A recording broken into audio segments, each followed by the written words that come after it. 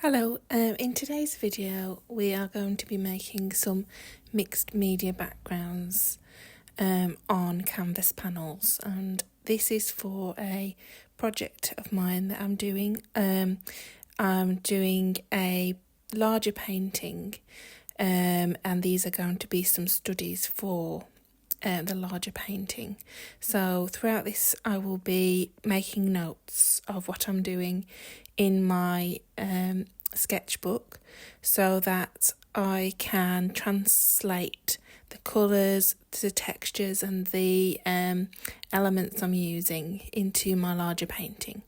So to start off with, I've measured my canvases and I'm just using this tear off palette to show you what colours I'm using. So this is a Farrow & Ball emulsion paint that I'm going to be using,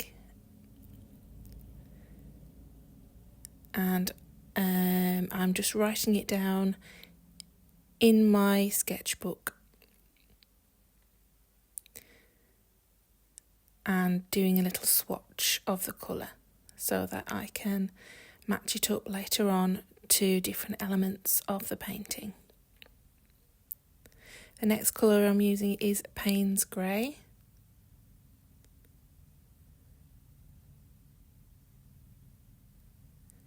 I'm using a Burnt Umber, and these are a mixture of student grade quality paints and artist quality. So that's Yellow Ochre from Golden Paints, Titanium White, and in the project I also use a Winsor & Newton Titanium White. That's a Crimson.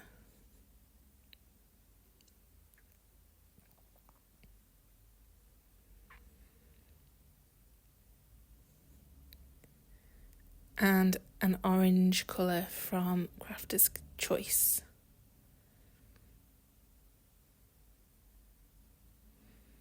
There's not a lot of that left.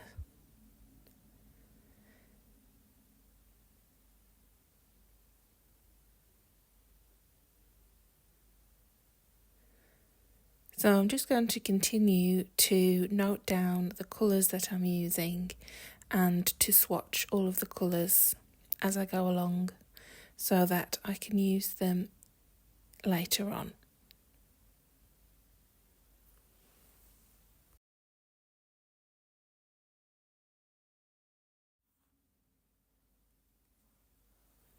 Now in this frame here I am using the Farrow & Ball paint, and I'm just using a palette knife to drip and drizzle the paint onto the canvas panels, and I'm doing all three panels at the same time to try and get similar techniques throughout all three panels.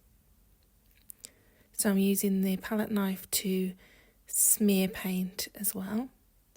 Then I'm going in with this pencil and just doing some mark making on all of the panels.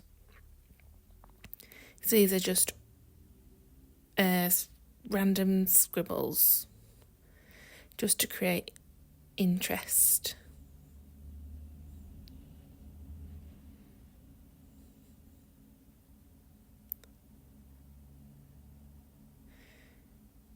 Now I'm going in with the Crimson and I'm just making some marks on the panels,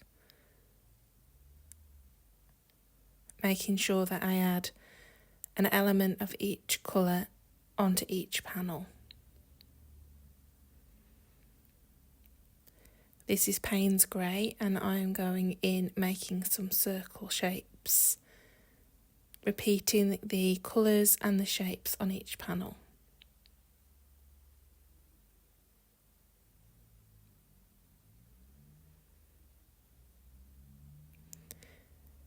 So each panel will be different, but they will all have similar elements, colours, patterns and textures that will link the three panels together.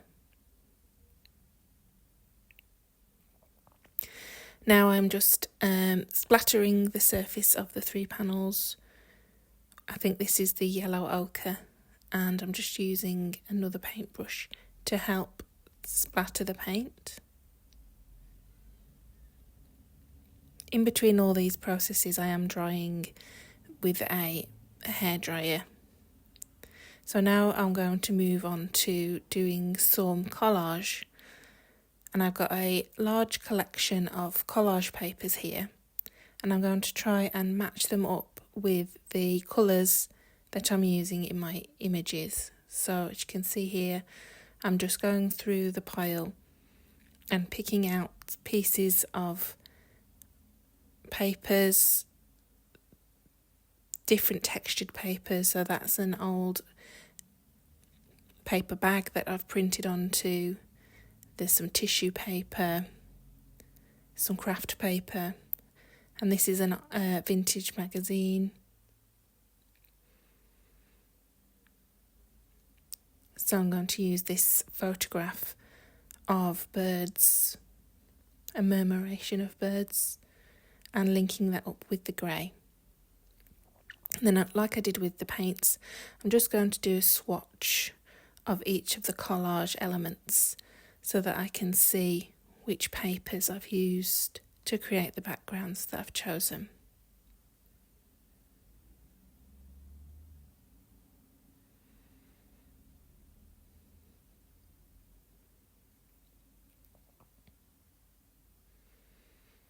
I also noted down the pencil that I'd used.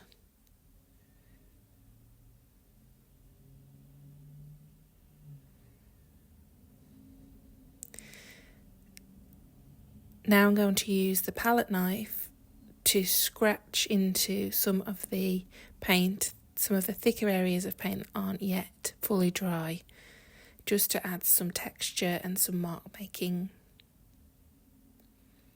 And I'll do this on all 3 panels.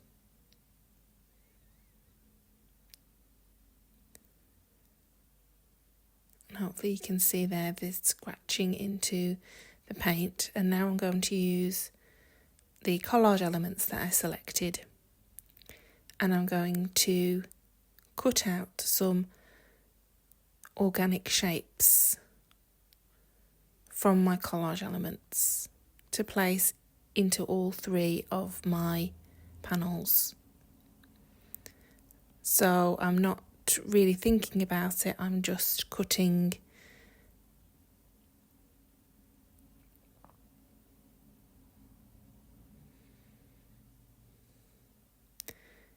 enough to make sure that each canvas panel has an element of each collage piece on it. And I like to use negative space as well, so having the centre cut out and then using the centre as a repetitive shape.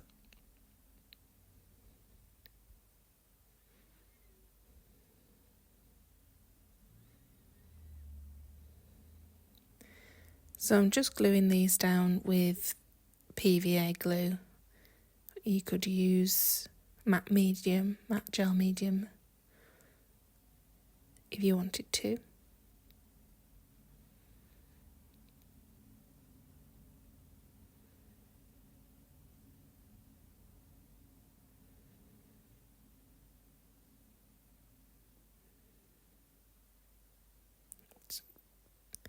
Paint fell off there.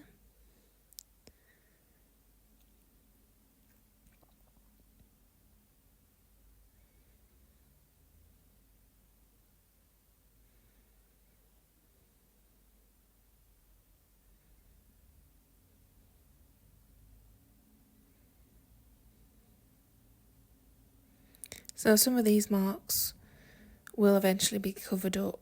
Some of them will be you'll be able to see. With mixed media, you don't know what it's going to look like at the end, but it all adds to the texture and depth of your backgrounds.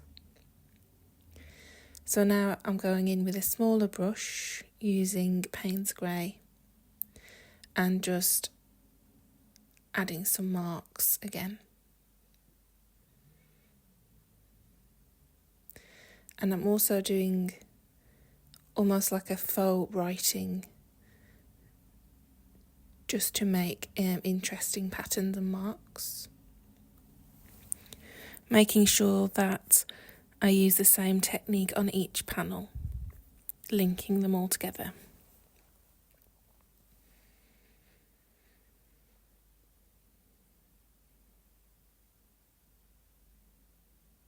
Now I'm using some Liquitex acrylic ink, and I'm going to start off by just using the pipette that comes with it to make drips on all of the canvas panels.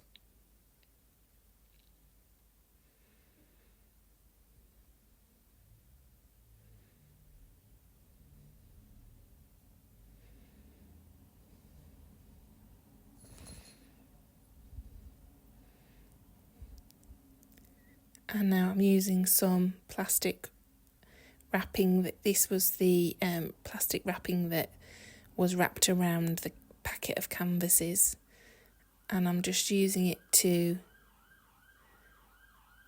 smear and create patterns using the wet ink.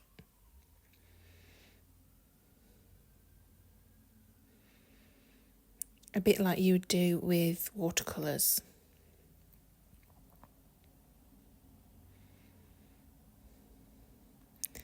Now I'm going in, after this is dried, with some more collage. So as you go along, you just keep on repeating the same processes, applying mark making, applying collage, and trying to even out all the use of all the different colours. This is, I'm using mark making with the yellow ochre that I use to make the splatter patterns.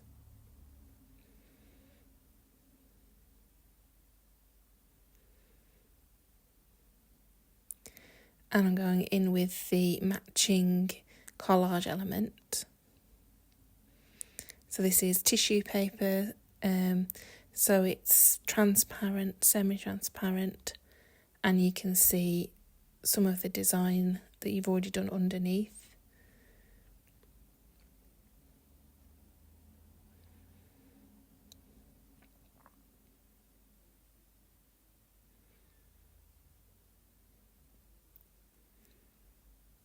This is what it looks like so far.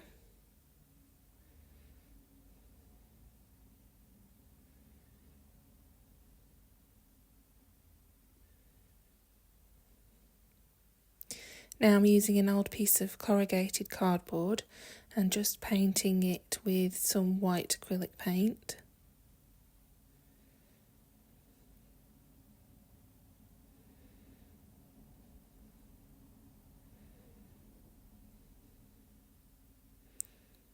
And I'm going to use this to make prints onto each of the panels.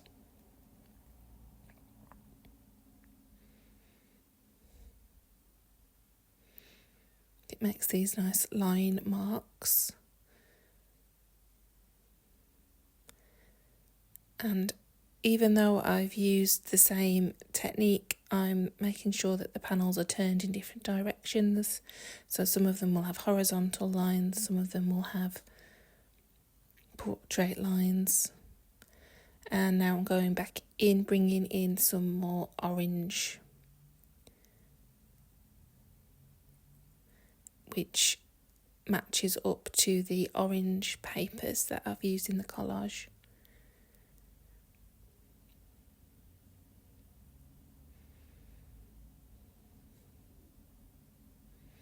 And ultimately, I want to get rid of the majority of the white canvas board. And again, going back in with some of my red tissue papers to go with the crimson paint that I'd used earlier, which is now been pushed back into the background.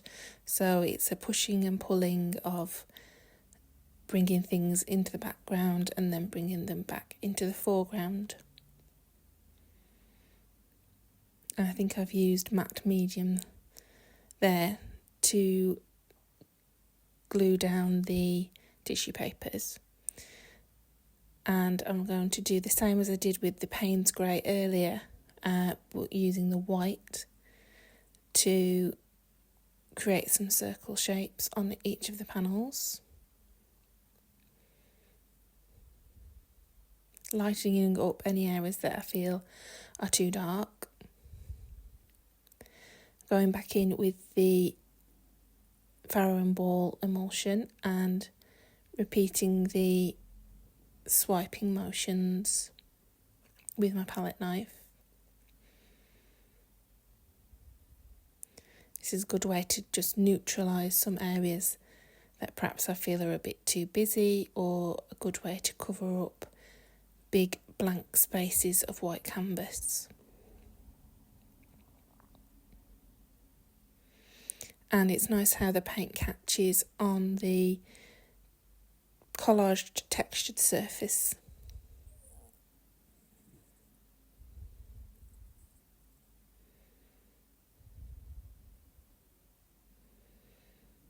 Now after this has dried, I go back in with the pencil. You can't really see it very well on camera, but I will write almost like a journal entry, but in ineligible writing on each of the canvas panels. And this just adds a personal element, but also just more mark making.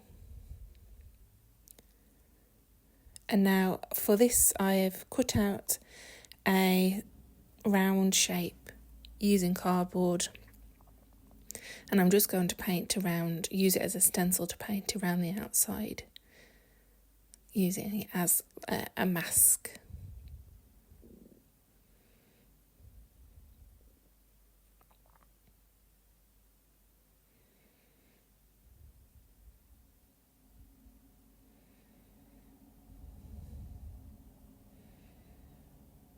So this creates a negative space, and the paint again is not opaque, so you can see through it to the designs in the background. It just mutes them a little bit.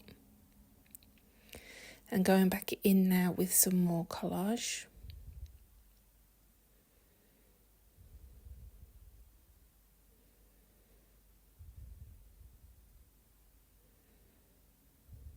I'm just using PVA glue to stick the pieces down.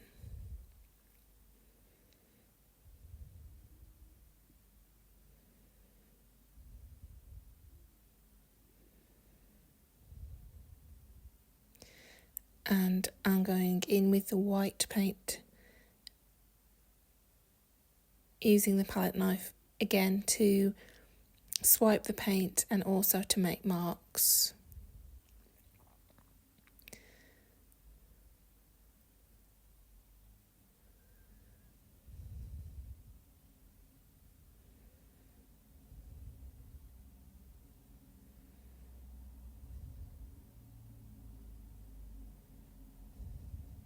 Now after that's dry, I'm just going to go in with a dark paint. I think this is the Payne's Grey, and I'm going round the edges of my paintings to create almost like a dark border.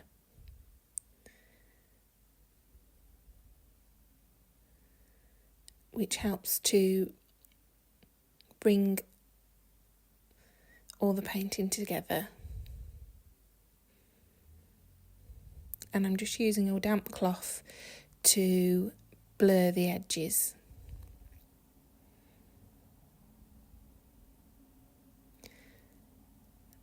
And now I'm just going back in with a bit more crimson, just making some more random shapes with the paint.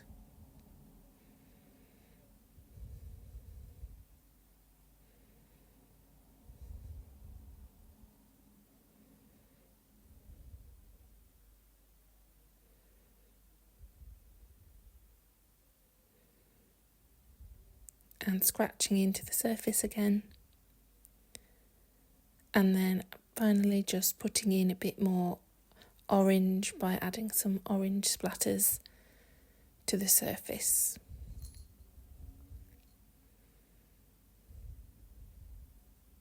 Just using an old paintbrush and flicking the paint onto the surface.